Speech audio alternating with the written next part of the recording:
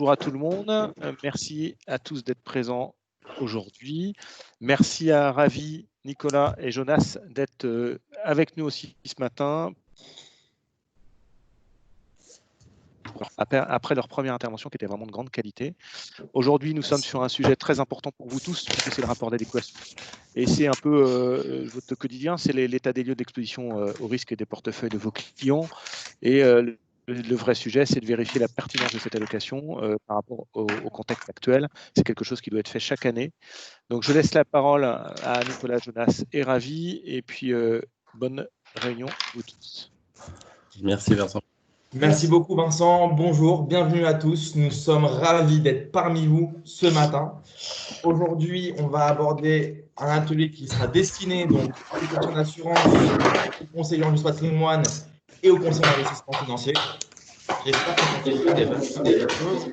On va aborder, comme vous le savez tous, l'adéquation, qui est un sujet important et assez vaste, mais pas si simple. Alors, je voudrais juste demander avant toute chose à tout le monde de couper ses micros, s'il vous plaît. Voilà, très bien. Merci beaucoup. Donc, comme vous le savez, par expérience avec nos clients, on s'est rendu compte que l'adéquation, c'est un sujet compliqué et les courtiers, les intermédiaires peuvent se sentir isolés. Pour eux, c'est un véritable casse-tête et ils ont un peu la tête dans le brouillard. Le but d'aujourd'hui, avec cette présentation, c'est de vous apporter tactique et stratégie pour que vous puissiez mettre en place un système d'adéquation dans votre cabinet. Donc, en première partie, ça va être la présentation. On va avoir un système de questions-réponses dans un second temps, évidemment. Et s'il y a encore d'autres questions, je vous invite à m'envoyer donc sur la liste de diffusion un message WhatsApp sur le numéro qui est juste ici, avec votre nom et votre prénom, excusez-moi. Envoyez-moi donc sur le numéro de téléphone qui est juste ici, ça me permettra de répondre à vos questions et de vous envoyer de l'information justement sur toute l'actualité par rapport à votre métier. Ce n'est pas une liste de diffusion. Ça permettra vraiment de renvoyer en masse des réponses et de l'information à tous ceux qui s'y inscrivent. Aujourd'hui, nous sommes en présence donc de Ravi Joseph, qui est fondateur du cabinet JR Conseil. JR Conseil est un cabinet qui intervient auprès des CGP, des courtiers et des CIF sur la partie conseil, audit et formation en ce qui concerne la conformité. On a également avec nous Nicolas Barré, qui est le cofondateur d'ASC Pro. ASC Pro, c'est un logiciel qui a pour but de mettre en place le courtage 3.0, 100% business, 100% digital et 100% conforme. Le but, c'est d'automatiser et de simplifier toutes vos procédures administratives et réglementaires. Je vais laisser la parole à Ravi ainsi qu'à Nicolas pour ce sujet de l'adéquation. Merci Jonas. Bonjour à toutes et à tous. Donc effectivement, on va parler d'adéquation. Vous n'aurez sûrement pas toutes les réponses, mais en tout cas des billes pour pouvoir bien travailler dans vos cabinets. Mais avant de rentrer dans le vif de l'adéquation et de vous présenter donc les 4 grandes parties de cet atelier, Ravi, tu voulais revenir sur une chose fondamentale et le rappeler tout de suite en ouverture de cet atelier. Ravi.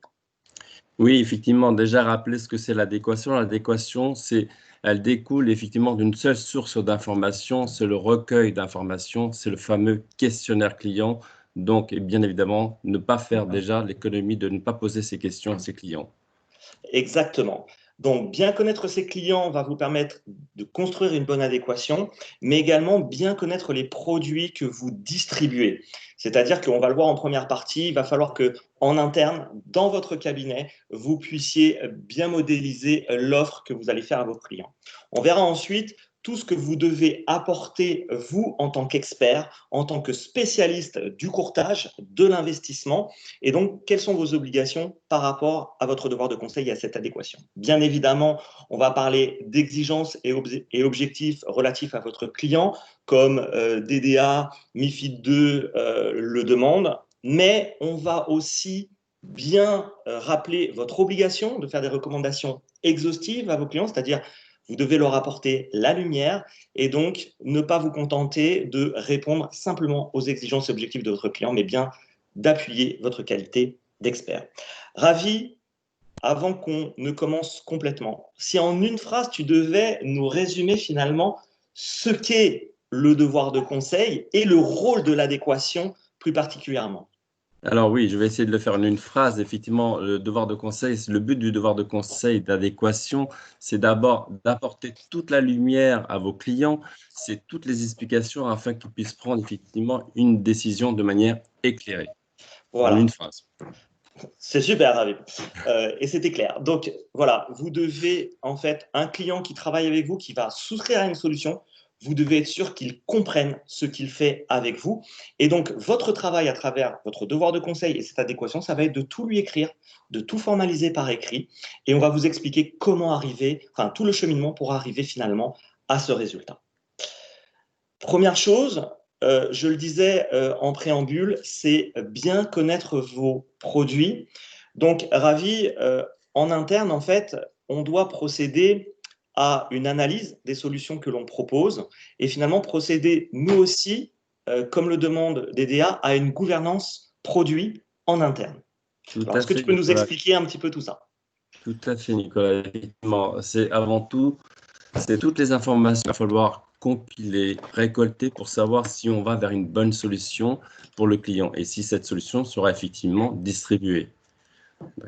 Ensuite, ça consiste en quoi? Ça consiste effectivement à référencer l'ensemble des produits qu'on va distribuer. Je prends un exemple, je vends des tomates et des courgettes, pas des petits ronds. Donc, je vais sélectionner bien évidemment les tomates.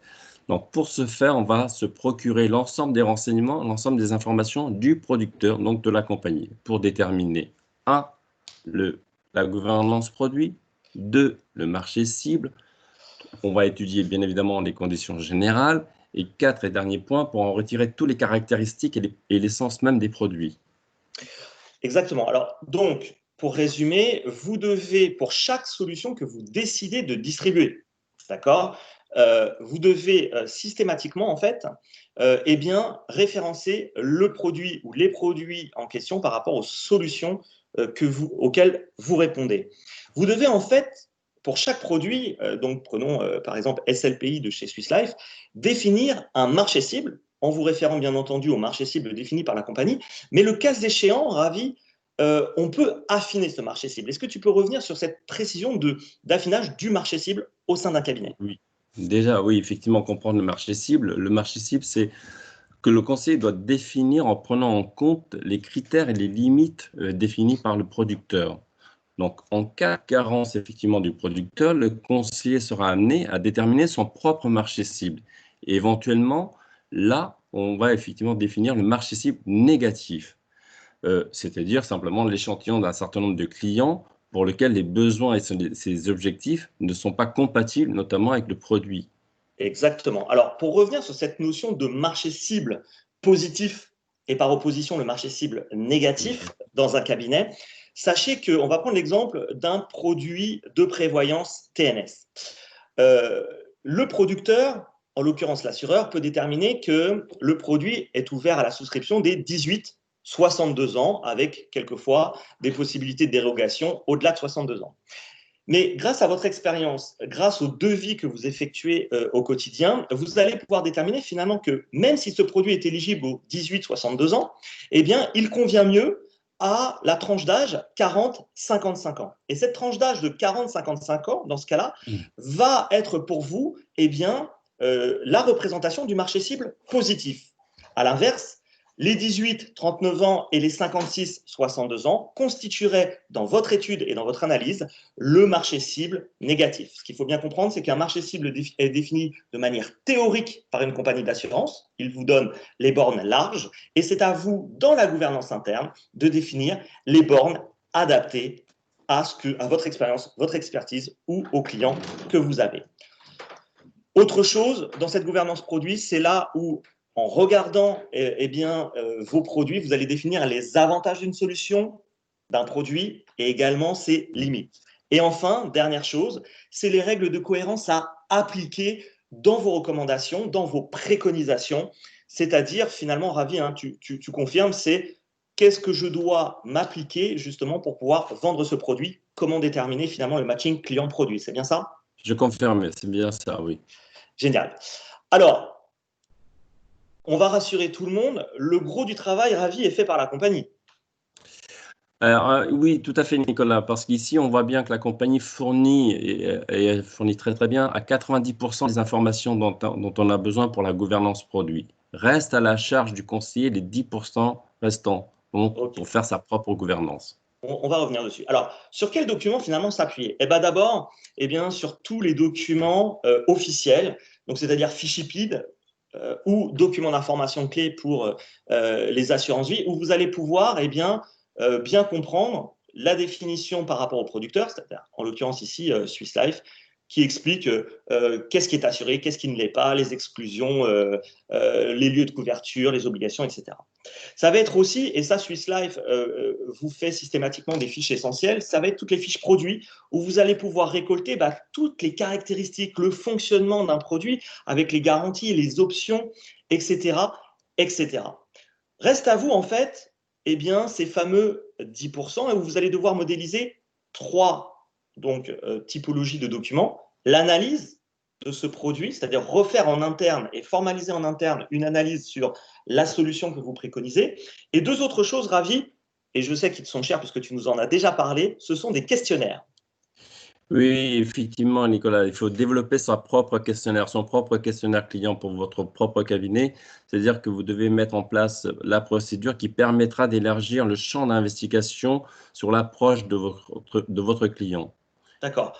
Donc, en fait, ça veut dire quoi? Ça veut dire ne pas se borner au questionnaire de l'assureur relatif à une souscription, mais bel et bien modéliser un questionnaire qui vous est propre en interne. Donc, questionnaire client global, mais également, et c'est ce que nous allons voir juste après, des questionnaires spécifiques, en fait, aux solutions que vous allez distribuer. Avant de passer à la première modélisation de questionnaire, est-ce qu'il y a des questions, Vincent, Jonas? Est-ce qu'il y a des questions pour l'instant ou est-ce qu'on peut avancer? Pour cette première partie, il n'y a pas de questions, donc on va pouvoir avancer. Juste, je tenais à rappeler à tout le monde que vous pouvez poser vos questions sur le chat et on y répondra au fur et à mesure, pendant l'intervention, mais également aussi après. Voilà. Alors, premier cadre en fait de modélisation de questionnaire et première chose effectivement sur laquelle il va falloir se poser des questions, c'est par rapport aux exigences et aux objectifs de vos clients. Ravi? Oui, c'est effectivement ici qu'on va pouvoir déterminer et juger l'expérience et la connaissance de vos clients, notamment sur une solution donnée. C'est à ce moment-là qu'on va pouvoir l'établir.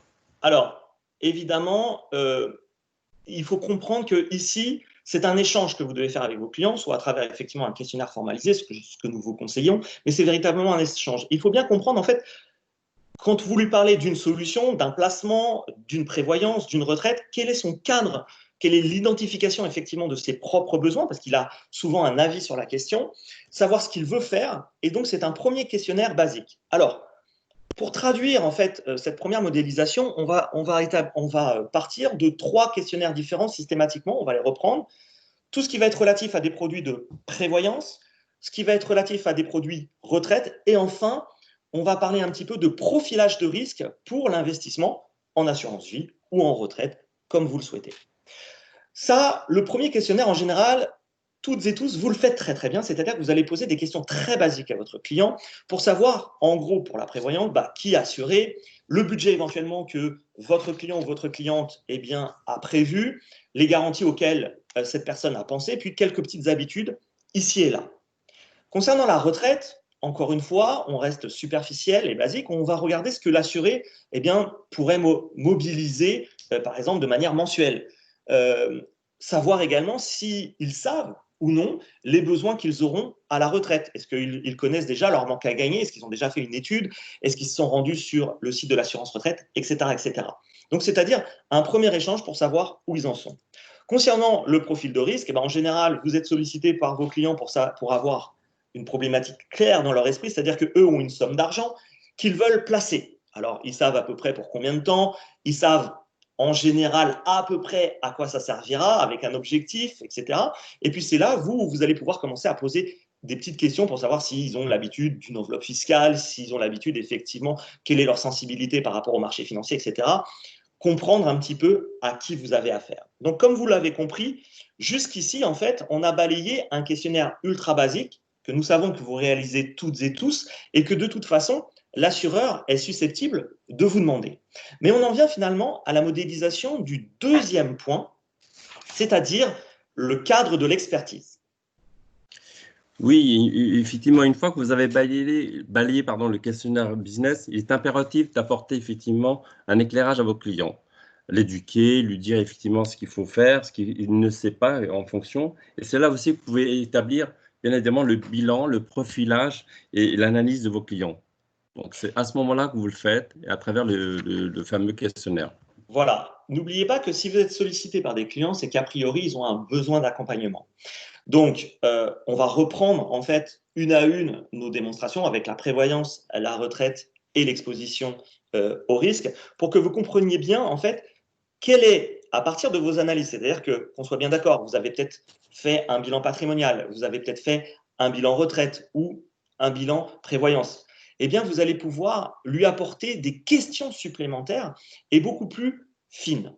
Par exemple, l'analyse de la prévoyance. Eh bien, c'est à ce moment-là où vous devez agir comme un sachant, apporter vos lumières et parler de questions que, a priori, votre client, des questions qu'il ignore ou auxquelles il ne peut pas forcément penser au premier abord. Par exemple, un barème d'invalidité pour un professionnel.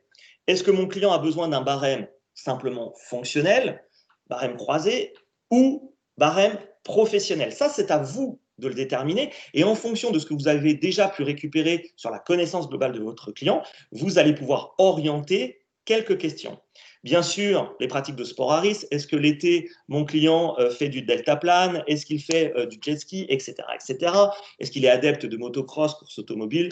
Voilà. Bien entendu, après, il y a des garanties auxquelles votre client n'a peut-être pas pensé dans le cadre de son imaginaire, de ses connaissances, type aujourd'hui, on peut effectivement être couvert pour des maladies graves, et puis tout ce qui va être garantie psychologique dorsale. C'est à vous d'apporter vos lumières, d'expliquer en quoi le burn-out est par exemple très développé chez les professions médicales, etc., etc.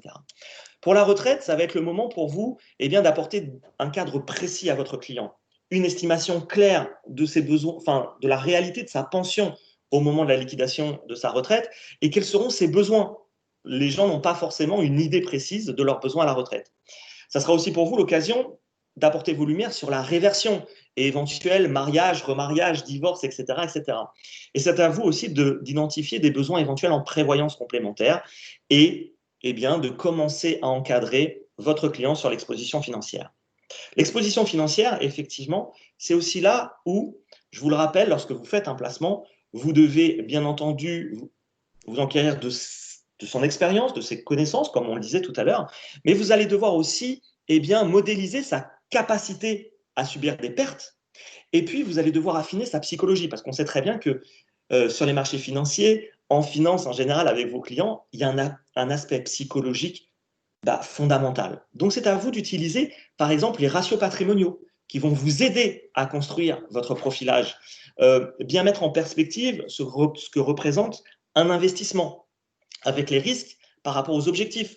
Par exemple, j'ai un client de 40 ans qui veut mettre de l'argent pour sa retraite, et bien peut-être lui expliquer que mettre 200 ou 300 euros par mois, eu égard au patrimoine qu'il a, c'est peut-être très peu ou c'est peut-être beaucoup, qu'il a le temps, pas le temps, etc. etc. C'est à vous de bien construire ça. Là, pour l'instant, on est simplement dans le cadre de votre expertise, c'est-à-dire que vous avez déterminé des alertes, des signaux qui vous disent attention à ce type de choses, il faut faire attention à ça pour cette telle typologie de client. Et c'est à vous, encore une fois, de modéliser votre questionnaire et la réponse, c'est-à-dire votre devoir de conseil, pour tout formaliser. Est-ce que, Jonas, il y a des questions pour l'instant? Alors, pour le moment, on n'a pas de questions pour le moment sur le chat. Donc, voilà, vous pouvez continuer. On peut avancer. Très bien. Concernant le fonctionnement maintenant de l'adéquation, déterminer finalement la meilleure solution. Donc, je vous le rappelle. On essaie de se voir. N'oubliez pas de couper vos micros parce qu'on vous entend. Oui. Donc, on en arrive à la détermination de la meilleure solution grâce au questionnaire qui précède. C'est ici. C'est bon? On Ouais, m'entend? ouais, J'ai un retour de micro, c'est pour ça. Vas-y, on t'entend. Oui, effectivement, Nicolas, c'est ici qu'en fait, que vous devez déterminer les solutions adaptées à la situation particulière de vos clients, conformément à la DDA notamment. Pour rappel que le devoir de conseil se compose de plusieurs niveaux. Il y a 3 niveaux. On va voir le niveau 1. Le niveau 1 prévoit 3 choses à faire. La première, c'est une solution cohérente. Proposer des solutions cohérentes par rapport à l'objectif, à l'exigence de vos clients. Ça, c'est une obligation. Ensuite vient la motivation. La motivation, c'est de bien expliquer en quoi consiste la solution qu'on a préconisée. Et enfin, l'adéquation, bien expliquer en quoi la solution préconisée va répondre aux problèmes posés et si elle est adaptée à son client. Donc, c'est vraiment ces 3 points qui sont importants, la cohérence, la motivation et l'adéquation qui font partie effectivement du fonctionnement de l'adéquation. Et là où on veut vraiment insister, c'est que l'adéquation, en fait, vous devez établir une recommandation exhaustive à votre client ou à votre cliente. C'est-à-dire que ne vous bornez pas à faire simplement ce qu'a demandé votre client sur le premier questionnaire. Du type, moi, je veux être assuré sur des indemnités journalières. Si le client ne veut que ça, au final, il n'aura que ça, parce qu'il l'a décrété. Mais vous, en revanche, votre responsabilité et votre qualité d'expert vous oblige à faire, eh bien, pour un professionnel, une préconisation exhaustive, c'est-à-dire avec de l'invalidité, avec des frais professionnels, avec du décès, etc., etc. Vous devez faire et formaliser une recommandation exhaustive, quitte à revenir en arrière pour, au final, faire exactement ce que le client voudrait. Mais pour éviter les notions de perte de chance, pour éviter les litiges, formaliser systématiquement la préconisation la plus exhaustive possible. On va y venir. Et donc, comment ça se matérialise? Pour les solutions de prévoyance, eh bien, c'est à ce moment-là où vous allez, grâce au questionnaire que vous avez effectué, pouvoir expliquer le fonctionnement du produit, établir les options auxquelles le client devrait souscrire selon vous, et en expliquant systématiquement pourquoi, bien évidemment. Et quand bien même vous lui préconiseriez une solution, elle peut être une solution qui va répondre à l'ensemble de ses besoins, mais elle peut être aussi une réponse simplement partielle. Donc n'oubliez pas d'y mettre en avant les avantages et les limites. On sait par expérience que vous avez pas mal de soucis pour des fois déterminer les limites d'un produit et les avantages, comment on l'exprime aux clients. Donc n'hésitez pas à poser des questions là-dessus si besoin. Mais dites-vous bien que ça, vous devez vraiment l'expliquer à votre client. Pareil pour la retraite, vous allez lui expliquer que si il veut combler un manque à gagner de 30 ou 40%, le montant qu'il va avoir réellement à verser, quitte à revenir à une cotisation plus faible après. Mais vous devez lui expliquer comment il pourrait atteindre des objectifs, même élevés, d'accord, par rapport à ce que vous estimez qu'il doit faire. D'accord. Ça, c'est fondamental que vous le compreniez. Ne vous bornez pas à être la boîte aux lettres, le facteur. Mon client a décidé qu'il mettrait 150 € par mois, alors que vous estimez qu'il devrait en mettre 300. Vous devez lui dire, voilà, l'idéal, c'est d'en mettre 300. Après, monsieur le client, madame la cliente, si vous ne pouvez en mettre que 150, bah, ne mettez que 150. Il vaut mieux ça que rien. Mais moi, mon conseil, c'est 300. Et je vous l'écris et je vous le fais signer. Ça, c'est très important. Encore une fois, option disponible et utile pour la situation de mon client, avantage limite. Et bien entendu, rentrer dans l'allocation. Allocation stratégique par rapport à un profil de risque que vous avez déterminé. Alors justement, parlons du profil de risque. Eh bien, c'est à vous, mesdames et messieurs, de définir les besoins du client en termes d'exposition au risque, c'est-à-dire la définition du profil SRR en fonction de l'échelle de 1 à 7. C'est à vous d'établir une allocation stratégique ou de reprendre la gestion profilée d'une compagnie. Ça, vous pouvez faire ce que vous voulez, c'est en fonction de votre sensibilité. Si vous êtes un allocataire, évidemment, vous allez lui expliquer comment vous avez sélectionné des fonds, pourquoi vous avez sélectionné des fonds, est-ce que les fonds, en fait, sont meilleurs que d'autres fonds. Pourquoi j'utilise ce fonds? C'est parce que j'ai l'habitude de l'utiliser, c'est parce qu'il a des critères quantitatifs qui sont excellents par rapport à ses pairs. Tout ça, vous devez expliquer la façon dont vous le faites, la façon dont vous travaillez. Et évidemment, pour chaque solution, au moment de l'adéquation, vous allez déterminer la fréquence du suivi. Je vous rappelle que dès que vous mettez une solution en place, c'est pas j'ai mis une solution en place, DDA aujourd'hui est formel, vous devez suivre les recommandations que vous avez faites à vos clients.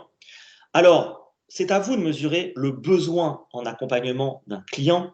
Est-ce qu'il a besoin que je le voie une fois par an parce que c'est finalement une solution de prévoyance? Est-ce qu'il a besoin que j'en parle également une fois par an parce que c'est une solution retraite à très long terme? Ou est-ce que j'ai besoin de le voir tous les trimestres parce que j'ai une solution qui peut, voilà, j'ai une allocation stratégique qui peut être amenée à bouger. J'ai opté pour une allocation tactique en fonction de la conjoncture. Je peux changer et procéder à des arbitrages. Dans ce cas-là, je dois avoir avec mon client plus de contacts. Et encore une fois, tout doit être formalisé dès le départ. D'accord? Alors, je suis moi-même issu du monde du courtage, donc je sais très bien, en fait, les tendances naturelles que nous avons toutes et tous, non pas que nous ne voulions pas nous conformer à la réglementation, mais quelquefois on a tendance à vouloir faire un petit peu la politique de l'autruche et à ne pas voir tout ce qu'on doit faire. Et puis on se dit finalement, bah, pas vu, pas pris, donc croisons les doigts et tout va bien aller. Où nous sommes véritablement insistants, c'est que votre job doit être valorisé et validé. Pour ce faire, systématiquement, formalisez tout dans votre cabinet. La règle pour la conformité, c'est d'avoir tout écrit parce que selon le vieil adage, que les écrits restent, il vaut mieux pouvoir justifier de ce que nous avons fait avec nos clients. Justement, Ravi et moi souhaitions mettre en avant en fait un texte de l'ESMA que tout le monde peut trouver juste sur l'adéquation. Alors, Ravi, par rapport à l'ESMA, rappelle peut-être à nos auditeurs ou explique ce qu'est l'ESMA. Oui, on va rappeler juste comme ça. Effectivement, c'est l'autorité des marchés financiers au niveau européen. Elle donne ses directives auprès de l'AMF, autorité de marché financier, et ainsi qu'à l'ACPR, autorité de contrôle prudentiel et résolution. Donc voilà ce que c'est l'ESMA. Donc ça, je pense que tout le monde a à peu près connaissance. Donc l'ESMA, au même titre que l'AMF ou la CPR, fait des recommandations. Vous avez des recommandations sur la gouvernance produit, d'ailleurs, sur l'adéquation. Là, c'est issu de l'adéquation. Et donc, on a retiré finalement 4 petits paragraphes sur la trentaine de pages qui existent. Première chose sur laquelle tu voulais revenir, Ravi. Oui, 4 petits paragraphes assez essentiels et assez importantes. La première, effectivement, sur la partie recueil d'informations, questionnaire client. Pourquoi on insiste tant pour obtenir autant d'informations auprès de ses clients? C'est vraiment dans le but d'agir au mieux de l'intérêt du client. Donc, prouvez que vous agissez au mieux de l'intérêt de votre client et ça permet en tout cas, à travers le questionnaire client, de formaliser et d'acter effectivement ces points. Ça, c'est un point capital. Je rappelle qu'encore une fois, le questionnaire client est une obligation réglementaire minimum une fois par an qui doit être mise à jour systématiquement tous les ans, depuis le début. Voilà. À toutes les classes de clients, pardon, excusez-moi, à toutes les classes de clients, que ce soit actif ou passif. Donc, c'est vraiment une vraie obligation. Et lors d'un contrôle, c'est très, très important, effectivement, sur ce point-là. Voilà, votre qualité de courtier, ce qui vous différencie peut-être un petit peu de réseau salarié de banque ou d'assurance, vous devez agir donc au mieux des intérêts de vos clients. Donc, évidemment, et l'ESMA est formel là-dessus, soyez le plus pédagogique possible afin que vos clients vous livrent toutes les informations nécessaires à un bon conseil. Deuxième point, Ravi. Alors, deuxième point, c'est un point qui me tient aussi à cœur, c'est cette classe de non-responsabilité, qu'on évoque souvent, qu'évoquent souvent les conseillers, c'est d'éviter de mettre des clauses de non-responsabilité à vos clients. Si vous voulez dire des choses, dites-le, prenez les responsabilités, mais formalisez-le. Donc voilà, il faut vraiment que ça soit fait parce que lors des contrôles, on le voit assez souvent, cette clause de non-responsabilité. Effectivement, vous êtes les professionnels. Si un client ou une cliente est venu vous solliciter, c'est parce que vous êtes calé, vous avez une expertise. Donc, en fait, soyez-en fiers et dites que c'est votre recommandation. De toute façon, c'est ce qu'on vous demande de faire. Dans le même prolongement, Ravi, il y a d'autres choses que tu vois très souvent dans les devoirs de conseil. Tout à fait. Encore une fois, ça suit un peu aussi la même chose. C'est arrêter de penser que c'est le client qui choisit. Bien évidemment, on est tous conscients que c'est le conseiller qui oriente le choix du client. Donc là, encore une fois, on prend ses responsabilités, on formalise, on acte les choses, bien évidemment. Voilà, donc c'est fondamental. Et c'est là où ça rejoint finalement le caractère exhaustif que doit en fait revêtir votre recommandation. N'hésitez pas à expliquer et à mettre toutes les options disponibles. Problématique de budget ou pas, ça, ce n'est pas votre problème. Vous avez un conseil à délivrer. Vous avez des recommandations en fait à donner. Donc, faites-le, c'est fondamental. Et ensuite, si votre client vous dit « oui, mais moi j'ai une problématique budgétaire, je ne peux pas mettre autant dans la solution », eh bien, vous lui faites signer qu'il a cette problématique-là et que donc, par rapport au cahier des charges, vous ne pouviez pas lui donner une prévoyance qui répond à la réalité de sa situation, mais simplement une prévoyance au rabais par rapport finalement à son budget. De la même manière, votre client aurait besoin d'investir parce qu'il s'y est pris trop tard 500 000 euros par mois pour avoir un supplément de retraite décent. Eh bien, n'hésitez pas à lui dire que vous lui avez dit, mais qu'en l'occurrence, pour l'instant, ces moyens ne lui confèrent la possibilité que de mettre 200 euros par mois. Et basta, vous aurez fait votre job. Dernière chose, Ravi. Dernier point. Dernier point, ben, c'est ce qu'on vient de voir. Effectivement, il résume à lui tout seul tout ce qu'on vient de décrire dans cet atelier. Effectivement, c'est encore une fois l'adéquation, le résumé, la responsabilité, les charges et l'obligation notamment de mettre en place tout ça. C'est vraiment, encore une fois, l'intérêt du client qui prime et non pas l'intérêt du conseiller. Je vous le rappelle que tout ceci est important et vous devez bien évidemment formaliser tout acte et notamment avoir effectivement une traçabilité de ces actes et notamment que vous donnez à vos clients. Alors, pour clôturer, on va juste résumer en 5 points. Premièrement, bien établir vos questionnaires clients pour bien connaître votre client. Deuxièmement, bien connaître vos produits, d'accord, pour savoir quel produit va être emmené à quel client. Le matching, finalement. Ensuite, s'intéresser aux exigences d'un client, mais ne pas se borner simplement aux exigences d'un client. Et donc, à travers votre expertise, vos bilans et analyses que vous remettrez systématiquement à vos clients, déterminer la solution et les options dont votre client a réellement besoin. Et quand vous faites ça, vous avez construit votre devoir de conseil et bien évidemment l'adéquation entre le produit que vous proposez et le client ou le prospect que vous avez en face. On a essayé, Vincent, de respecter notre timing. Donc maintenant, Jonas. Messieurs, merci beaucoup pour cette intervention. Merci pour ces explications. Donc, comme vous pouvez le voir ici, vous pouvez retrouver les coordonnées, le site de Ravi à gauche, le site d'ASC Pro et les coordonnées de Nicolas à droite. Si vous avez d'autres questions par rapport à votre cabinet, par rapport à des situations que vous avez pu connaître, envoyez un message sur le numéro de téléphone qui est écrit en vert, un message WhatsApp avec votre nom et votre prénom.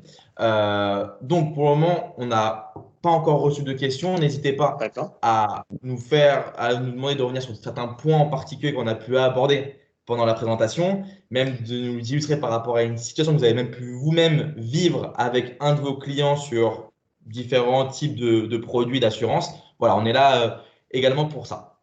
C'est le moment, hein, profitez-en. Effectivement, c'est important d'échanger et ces moments-là sont des moments privilégiés. Alors, de deux choses l'une, soit on a été particulièrement clair, soit pas du tout.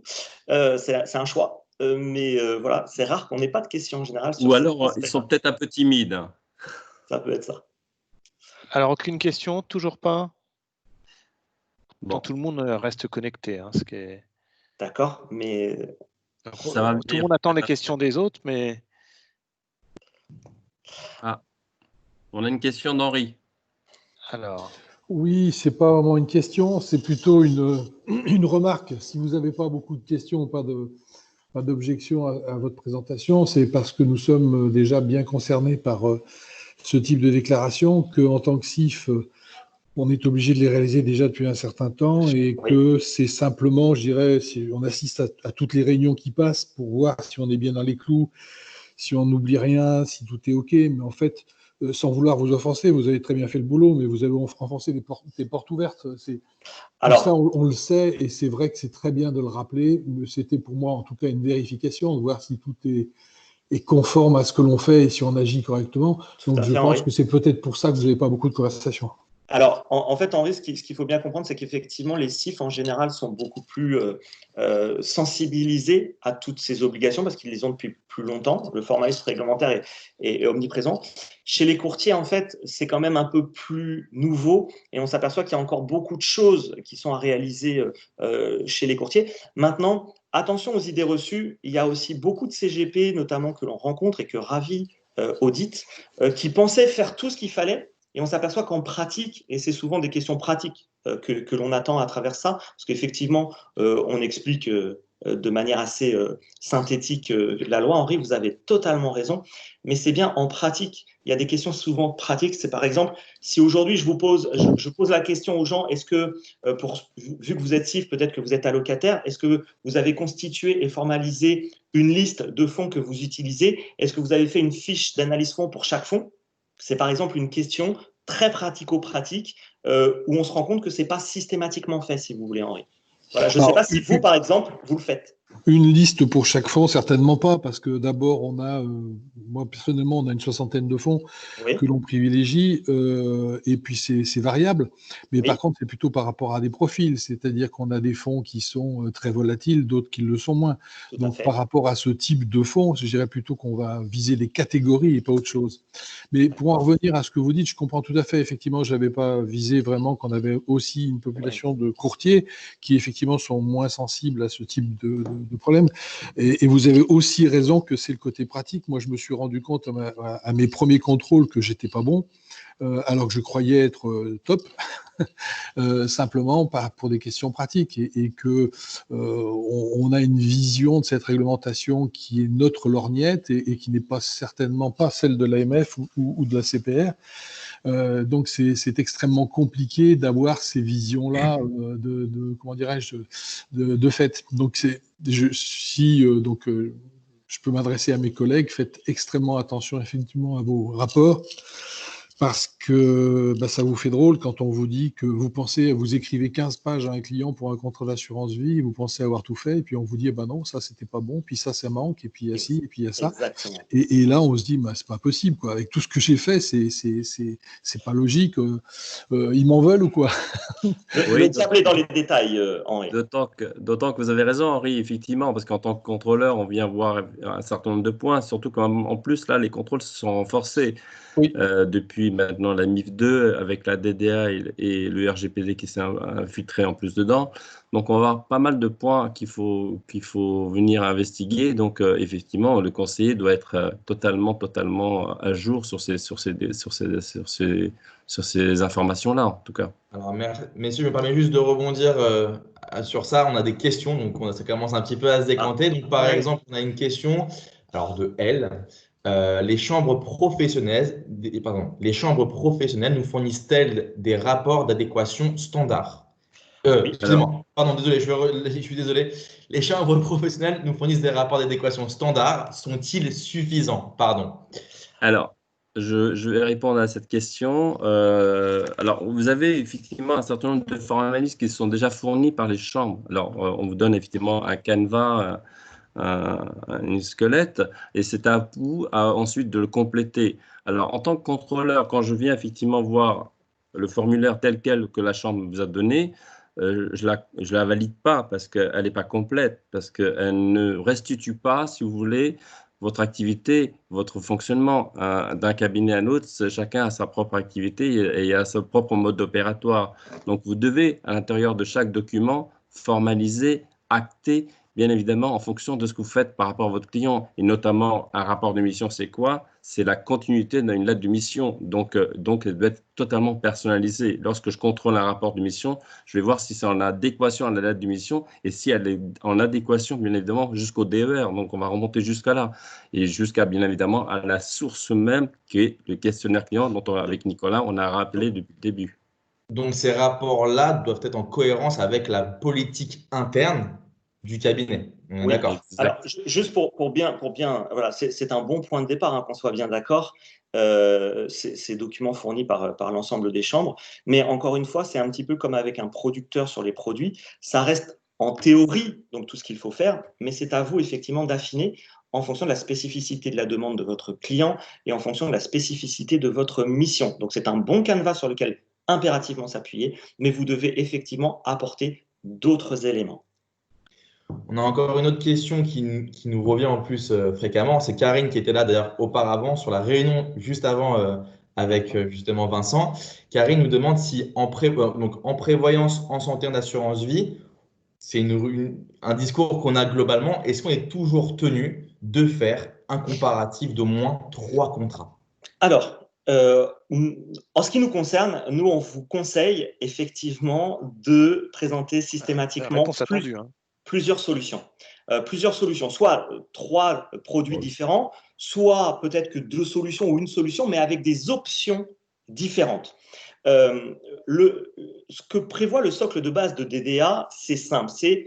Il dit clairement proposer une solution cohérente. OK. Sauf que la différence entre vous et il ne faut pas oublier aussi il faut pas oublier d'où vient l'esprit de la loi. L'esprit de la loi est censé répondre à des problématiques pour des conseillers en gestion de patrimoine, pour des courtiers en assurance, mais également pour des réseaux salariés de banques et d'assureurs. Il est bien évident que si un salarié d'un réseau d'assurance ou de banque doit préconiser une solution, il va préconiser sa solution maison. Voilà pourquoi il est écrit une solution cohérente. En revanche, en qualité de courtier ou de conseiller en général, vous êtes censé, et c'est notamment décrit dans le document d'entrée en relation, vous êtes censé avoir plusieurs partenaires, sauf il se peut que vous n'ayez qu'un seul partenaire, donc une seule solution. Mais dès lors que vous vous targuez d'avoir plusieurs partenaires et donc plusieurs produits pour une solution donnée, eh bien nous, notre recommandation est claire, nette et sans bavure. Oui, vous devez faire 3 propositions. C'est ce que nous vous conseillons et c'est ce que nous conseillerions dans le futur. Ravi ? Oui, je vais effectivement en plus compléter ce que Nicolas vient de dire. L'exemple d'une seule solution, ça peut être aussi dans ce cas-là, dans ce cas de figure. Par exemple, je prends un exemple, j'ai un client qui me demande un appartement avec 10 salles de bain et une chambre. J'en ai pas 36 000, donc j'en ai qu'un seul comme produit comme ça. Ou alors, il y en a beaucoup, mais à Dubaï. À ce moment-là, oui, ce sera le cas. Mais là, en France, j'en ai qu'un seul. Donc, à ce moment-là, dans le rapport de mission, vous déterminez bien que le choix du client correspond bien à un seul produit, qu'il n'y a pas un benchmark de 3 produits ou de 5, et qu'on va uniquement sur un seul produit par rapport à son exigence et on répond bien au cahier des charges, à son objectif. Donc là, en l'occurrence, vous êtes en parfaite adéquation et donc vous répondez parfaitement bien à la demande du client et vous respectez bien. Parce que une salle de bain et 10 salles de bain et une chambre, il n'en existe pas. Par contre, une salle de bain et 10 chambres, là, oui, je peux le trouver. D'accord? Donc là, on répond parfaitement bien à ça. Alors, on a encore une autre question de Bruno qui nous demande s'il est nécessaire de faire un rapport d'adéquation chez les clients qui ont choisi leur contrat avant ces obligations légales. Et si oui, faut-il se mettre dans le contexte de l'époque? Alors, c'est toujours un sujet qui revient beaucoup. Donc, est-ce qu'il est utile, lorsqu'on va revoir un client, de faire un rapport d'adéquation? Oui, parce que aujourd'hui, en rapport avec ce qu'on a dit, Bruno, quand on fait le devoir de conseil et le rapport d'adéquation, on organise le suivi. Donc, évidemment, pour tous ceux qui auraient été mis il y a de nombreuses années en place, ce que vous devez faire, c'est refaire une étude de son placement dans le contexte actuel, ne pas revenir forcément en arrière, ou alors avoir un laïus pour ça a été fait dans ce contexte-là, mais aujourd'hui, avec la nouvelle analyse, on a une adéquation effectivement qui peut bouger, comme va sûrement le dire Ravi, un client, sa vie, ça bouge, ça meurt, et un contrat aussi. C'est-à-dire qu'il faut, si c'est nécessaire, faire un rappel sur effectivement dans quel contexte ça a été mis. Mon client à l'époque était marié ou mon client à l'époque était seul.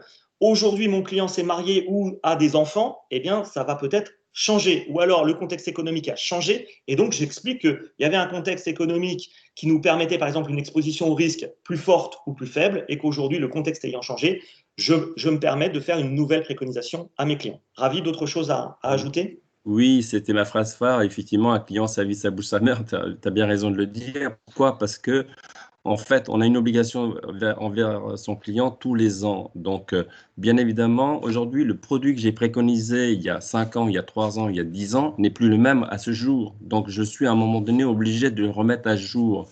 N'oubliez pas qu'on est DDable maintenant depuis début de l'année, depuis même 2 ans.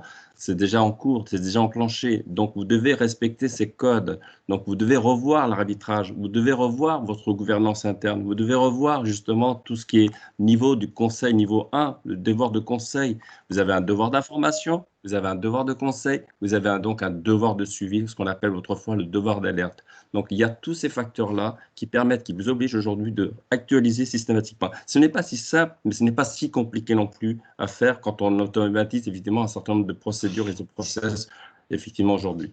En fait, le suivi, c'est un challenge permanent que vous avez déterminé pour savoir si l'adéquation a toujours lieu d'être par rapport à votre préconisation. Et aucun problème à se déjuger si la situation a changé ou s'il existe un nouveau produit. Par exemple, vous avez, à l'époque, vous aviez mis en place un contrat de prévoyance. Maintenant, il y a de nouveaux contrats de prévoyance qui sont arrivés sur le marché, plus adaptés à mon client. Oui, je dois lui dire.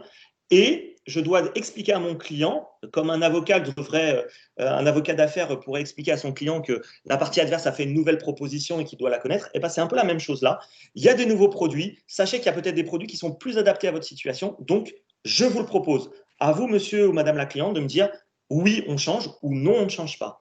Et idem, donc, pour répondre à la question pour Bruno et pour résumer, oui, systématiquement, on refait un rapport d'adéquation par rapport à la mise en place du produit. Et s'il y a besoin de changer, eh ben on justifie, mais on se déjuge s'il faut, il n'y a aucun problème. La situation a évolué. Alors, on a Erwan qui nous demande si on a un exemple écrit d'un rapport d'adéquation. Oui, on en a un, mais je pense que dans le cadre du live, ce serait plus judicieux de présenter les grands axes et les grands points justement d'un rapport d'adéquation, s'il vous plaît, messieurs.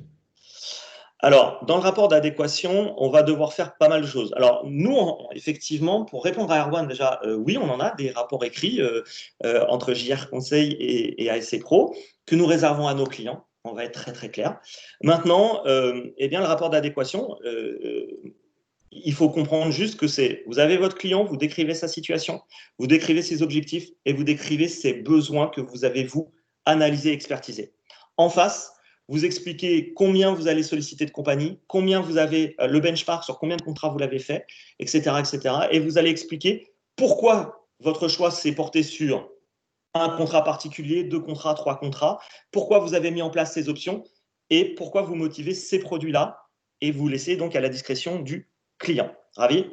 Oui, pour répondre à Erwan, effectivement, Erwan, n'oubliez pas, encore une fois, le niveau conseil, devoir de conseil, pardon, niveau 1, qui rappelle effectivement la solution cohérente qu'on doit effectivement porter à son client, ensuite la motivation, pourquoi effectivement ce choix, la préconisation, et enfin l'adéquation, pourquoi on a effectivement choisi cette solution par rapport à un autre.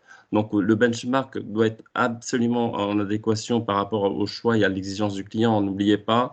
Donc, bien évidemment, on a tous ces formulaires déjà pré-écrits, en tout cas, on les a préparés et on l'a mis à disposition, en tout cas, de tous les conseillers. Voilà, si vous voulez en savoir plus, Erwan, écoutez, n'hésitez pas à vous mettre sur la liste de diffusion de Jonas, parce que je sais très bien que pas mal de conseillers qui sont peut-être un peu moins au fait de la réglementation, comme l'était Henri. Henri, lui, a effectivement beaucoup d'expérience sur le formalisme réglementaire, mais pour toutes celles et ceux qui ont un peu moins d'expérience sur le formalisme réglementaire, nous savons très bien avec Ravi et Jonas que c'est un pilier en fait du fait que souvent on ne fasse pas les documents. Et comme le disait très justement Ravi, c'est pas si compliqué à partir du moment où on a les clés, et c'est encore moins compliqué lorsque nous le faisons pour vous. Effectivement, ça aussi, je l'accorde. Mais en revanche, Erwan, non, nous n'exposerons pas dans cet atelier nos secrets de fabrication et de formalisme réglementaire. Il nous a répondu, il a besoin de réconfort du fait qu'il est jeune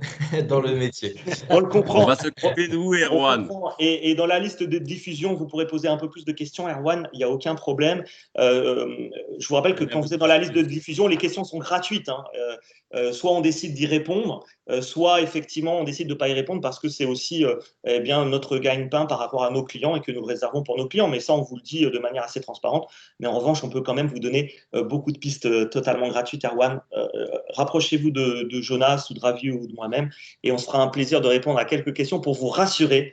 On sait très bien que la réglementation, c'est anxiogène. On le voit comme une partie très chronophage du métier, pas du tout stimulante. On le sait très bien. Donc, n'hésitez pas à vous rapprocher de nous. On vous rassurera, Erwan, c'est aussi notre job. Exactement. La liste sert également à ça, à pouvoir discuter avec vous, prendre des cas par cas, vous donner quelques pistes, des indices, et voilà. C'est vraiment le but aussi ce système-là, on va dire. Voilà, donc voilà pour le moment, on a visiblement répondu aux quelques questions qu'on avait juste avant. Si on voulait encore répondre, il n'y a pas de problème. On peut encore répondre à d'autres questions. On a encore un peu de temps devant nous. Donc voilà. Remets ton numéro pour la liste Oui. de diffusion WhatsApp. Vous écrire à tous dans le chat le numéro de téléphone. Et on redonne la main à Vincent pour clôturer. Eh bien oui. Alors, il y a une autre question qui arrive, mais je pense que ça, c'est à échanger par le WhatsApp. Ouais, parce que ça n'intéresse sûr. pas forcément tout le monde. Donc, Exactement. vous pouvez nous joindre sur la liste WhatsApp. On répondra sur les tarifs, on répondra sur ce que nous faisons auprès des cabinets. Pour vous expliquer en fait qui nous sommes exactement, donc Ravi, effectivement, est notre consultant chez nous. C'est-à-dire que c'est grâce à lui que l'on manage toute la conformité réglementaire. Nous construisons ensemble des formations et des documents réglementaires. Et ASC Pro, en fait, est un logiciel de management de relations clients, si vous voulez, qui vous permet de stocker tout ce que vous faites avec vos clients, c'est-à-dire tous les échanges, conformes à DDA, conformes à RGPD, conformes à la MiFID II et à PRIPS. Et en gros, on essaye de vous rendre beaucoup plus productif parce qu'on sait très bien que la réglementation vous demande de faire 2 fois plus de choses. Et nous, on essaye de vous faire ces 2 fois plus de choses en 3 fois moins de temps que ce qu'il vous en fallait avant d'appliquer tous les principes réglementaires. Donc, n'hésitez pas à vous rapprocher de nous si vous le souhaitez. Mais voilà. Et si vous voulez être rassuré comme Erwan, puisque je vois qu'Erwan est preneur, n'hésitez pas. On est là pour vous aider et mener des ateliers. Voilà, vous pouvez aller sur nos sites, vous aurez aussi des informations et des petites vidéos qui vous expliquent un petit peu le parcours réglementaire, etc. Et effectivement, après, je veux juste compléter par ça. On est là effectivement pour vous sensibiliser à travers cet atelier. Là, on a parlé d'adéquation, mais il n'y a pas que ça, hein. La réglementation, c'est tout un univers. Mais on est là surtout pour vous sensibiliser, pour vous soulager aussi, quelque part, et dire, voilà, c'est pas si compliqué, il n'y a pas mort d'homme. En tout cas, aujourd'hui, ce qu'il faut savoir, c'est que ça existe. Mais en tout cas, on est là pour vous informer, pour vous accompagner et pour vous aiguiller. JR Conseil en tant que formation, là, on peut effectivement voir toute la partie formation et l'outil, tout ce qui concerne, on vient de voir à travers l'atelier, à travers ASC Pro qui fournit tous les outils, les documents réglementaires sont à l'intérieur de cet outil. Donc, à nous deux, on arrive totalement à vous faire un cabinet 100% conforme. C'est ce qui compte aujourd'hui.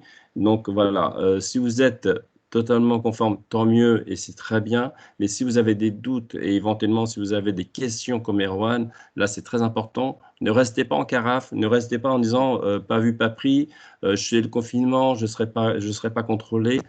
Je vous rappelle que les régulateurs ont enclenché les contrôles sur pièces, hein, notamment, donc, et aussi à travers des clients mystères, je rappelle.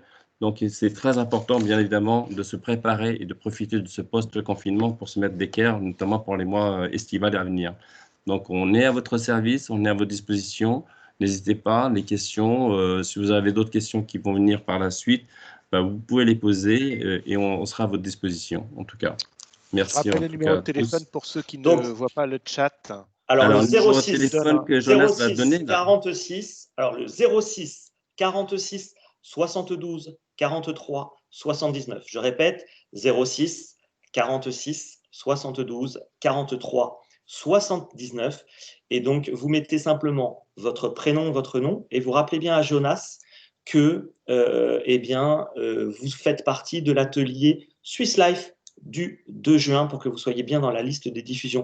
Vous recevrez des informations et n'hésitez pas, les plus jeunes, ne restez pas en carafe, comme le disait Ravi, et ne restez pas sans outils, que ça soit donc pour vous aider dans la conformité réglementaire, pour vous aider dans la sélection de fonds. Je sais que parmi nous, il y a aussi Bruno Zuterlin et son logiciel Easy Business qui permet de faire de la sélection des fonds.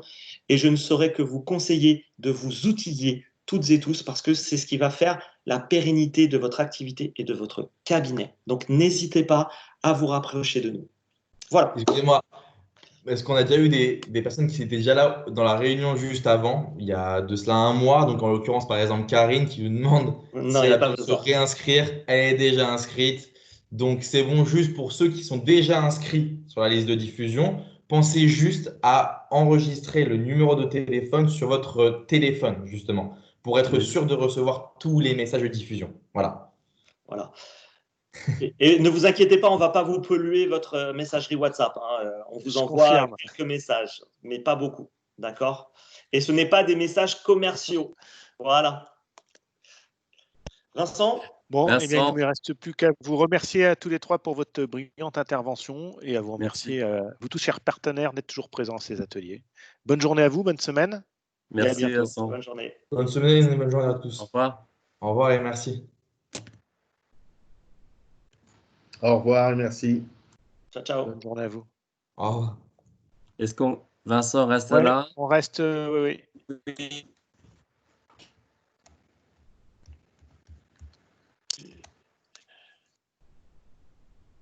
On attend que la salle se libère.